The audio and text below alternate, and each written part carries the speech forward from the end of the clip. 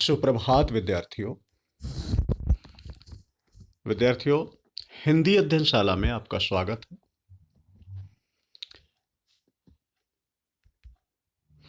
आइए आज हिंदी भाषा के पठन पाठन क्रम के अंतर्गत पाठ 10 वीरों की पूजा नामक पाठ का पुनरावृत्ति अध्ययन करें।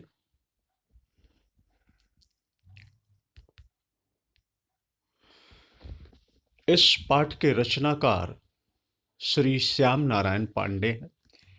आपको याद होगा, नहीं याद है तो याद करें।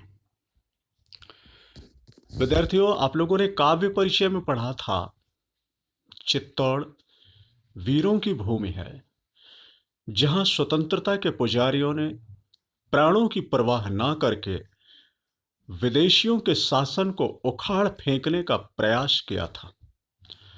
वास्तव में चित्तौड़ स्वतंत्रता देवी के मंदिर का प्रतीक है। राष्ट्रभक्तों के हृदय में देश प्रेम की भावना को जगाने वाली चित्तौड़ भूमि के प्रति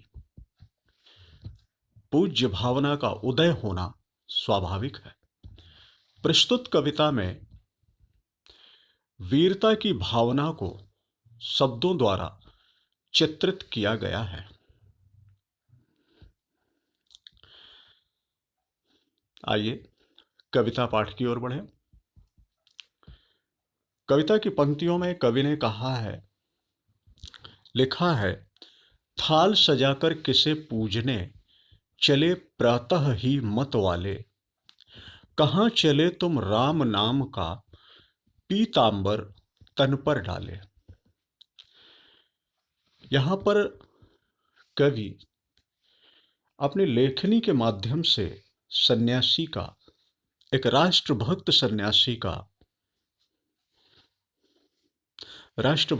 सन्यासी से प्रश्न कर रहे हैं। उसकी वेशभूषा, उसके हाथ में सामग्री आदि को देख करके वो प्रश्न कर रहे हैं। तो सबसे पहले मैं आपको बता दूं कि यह कविता प्रश्नोत्तर शैली में लिखी गई है। कवि एक पात्र से प्रश्न पूछते हैं और वह पात्र उन प्रश्नों के उत्तर देता है। तो कवि कह रहे हैं, थाल सजाकर किसे पूजने चले प्रातः ही मत वाले। कह रहे हैं, पूजा की थाली सजाकर सुबह सुबह ही ए मतवाले, तुम अपने शरीर पर राम नाम का पीला कपड़ा डालकर कहां चल दिए। चले झूमते मस्ती से तुम, क्या अपना पथ आए भूल। कहां तुम्हारा दीप जलेगा, कहां चढ़ेंगे माला फूल। कवि प्रश्न कर रहे हैं, सन्यासी से प्रश्न कर रहे हैं, देशभक्त सन्यासी से प्रश्न कर रहे हैं, चले झूमते मस्ती से तुम, अपनी मस्ती में झूमते हुए तुम चल रहे हो, जा रहे हो, क्या तुम अपना रास्ता भूल आए हो, या अपनी मस्ती में झूमते हुए तुम चले जा रहे हो, अपने ही धुन में तुम बढ़ते चले जा रहे हो, कहीं तुम अपना रास्ता तो नहीं भूल गए। कहां तुम्हारा दीप जलेगा, कहां चढ़ेंगे माला फूल। तुम अपना दीप कहां जलाओगे और अपने ये माला फूल कहां चढ़ाओगे। इधर प्रयाग न गंगा सागर, इधर न रामेश्वर काशी, यहां किधर है तीर्थ तुम्हारा, कहां चले तुम सन्यासी। कवि फिर प्रश्न कर रहे हैं, इधर प्रयाग न गंगा सागर, इधर न तो प्रयाग है न गंगा सागर है, इधर न रामेश्वर काशी, इधर न रामेश्वर है न काशी है। विद्यार्थियों, प्रयाग, गंगा सागर, रामेश्वर और काशी, ये इन जगहों के नाम से कवि ने भारत के प्रमुख हिंदू तीर्थ स्थलों की ओर संकेत करते हुए कह रहे हैं कि इधर जहां आप जा रहे हो वहां कोई भी तीर्थ स्थल नहीं है। यहां किधर है तीर्थ तुम्हारा, तुम जहां जा रहे हो वहां पर तुम्हारा कौन सा तीर्थ है।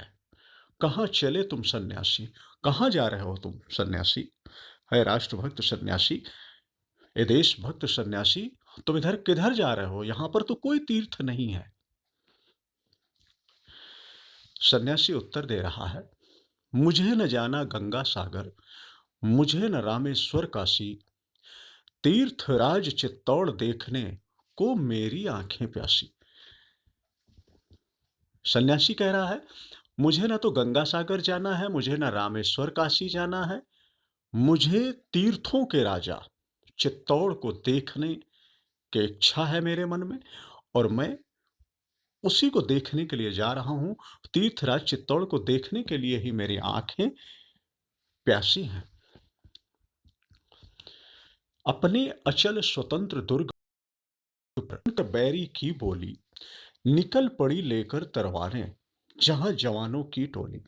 अब यहां पर सन्यासी चित्तौड़ भूमि की गौरव गाथा को बताते हुए कह रहे हैं, अपने अचल स्वतंत्र दुर्ग पर, अपने अडिग और स्वतंत्र दुर्ग पर शत्रु की ललकार को सुन करके, जहां जिस भूमि के जवान, जिस देश के जवान, जिस मातृभूमि के जवान अपने हाथों में तलवार लेकर निकल पड़ते हैं, जहां आन पर मां बहनों की जला जला पावन होली, वीर मंडली गर्वित स्वर से जय मां की जय जय बोली। जहां पर मान सम्मान की रक्षा के लिए, अपनी मर्यादा की रक्षा के लिए मां बहनों ने स्वयं को होली की तरह अपने को दहन कर दिया। वीर मंडली भी गर्वित स्वर से मां की जयकार करते हुए, मातृभूमि की जयकार करते हुए आगे बढ़ते हैं। सुंदरियों ने जहां देश हित जौहर व्रत करना सीखा, स्वतंत्रता के लिए जहां बच्चों ने भी मरना सीखा। सन्यासी कह रहे हैं, सुंदरियों ने जहां देश हित, हमारे देश की सुंदरियों ने, सुंदर स्त्रियों ने, वीरांगनाओं ने देश के हित के लिए जहां पर जौहर व्रत करना सीखा। जौहर व्रत यानी जिस स्त्री का पति युद्ध भूमि में मृत्यु को प्राप्त हो जाता है, या मृत्यु के बजाय हम कहें वीर गति को प्राप्त हो जाता है, या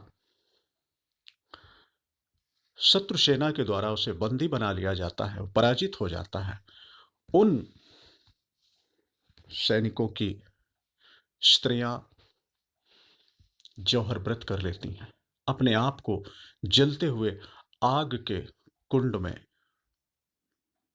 दहन कर देती हैं। ये जौहर व्रत है।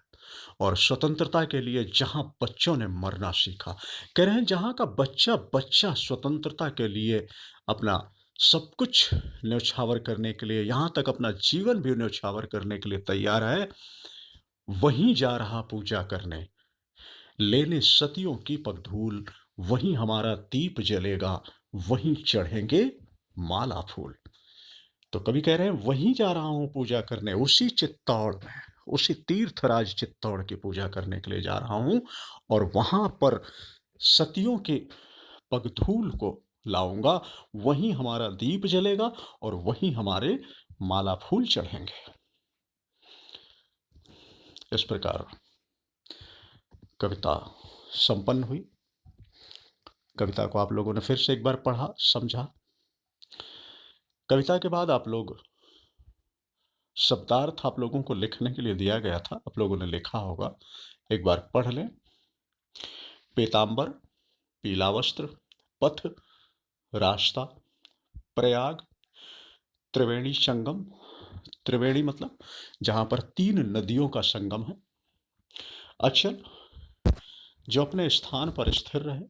दुर्ग, किला, बैरी, शत्रु, बोली, ललकार, गर्वित, गर्व से भरा, सती, पति की मृत्यु के पश्चात उसी के साथ जीवित चिता की अग्नि में जल जाना, जल जाने वाली स्त्री को सती कहते हैं। जौहर व्रत युद्ध भूमि में पति के वीर गति को प्राप्त होने पर स्त्रियों द्वारा सामूहिक रूप से किया जाने वाला आत्मदाह।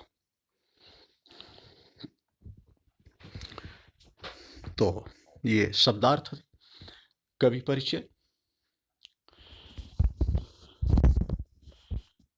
कवि श्याम नारायण पांडे जी का जन्म सन 1907 ईस्वी में ग्राम डुमराव मऊ उत्तर प्रदेश में हुआ था। इन्होंने आधुनिक युग में वीर काव्य की परंपरा को खड़ी बोली में प्रतिष्ठित किया। हल्दी घाटी, जौहर, तुमुल, रूपांतर, जय हनुमान आदि आपकी प्रसिद्ध रचनाएं हैं। हल्दी घाटी रचना पर इन्हें देव पुरस्कार भी मिला है। आप कवि सम्मेलनों व मंचों पर जीवन भर लोकप्रिय रहे। तो ये था कवि परिचय। विद्यार्थियों, आइए बहुप्रतिभा सिद्धांत प्रश्नों पर ध्यान देते हैं।